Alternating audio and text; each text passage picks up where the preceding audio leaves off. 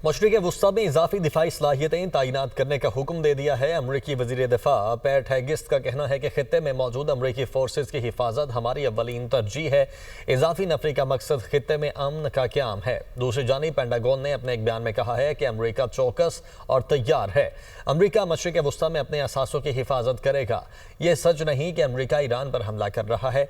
सदर ट्रंप अब भी ईरान के साथ जौहरी मुआहदे के लिए कोशां हैं।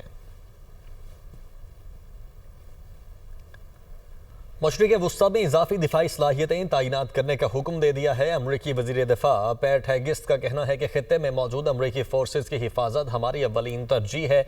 इजाफी नफरी का मकसद खित्ते में अमन का क़याम है। दूसरी जानिब पेंटागन ने अपने एक बयान में कहा है कि अमरीका चौकस और तैयार है।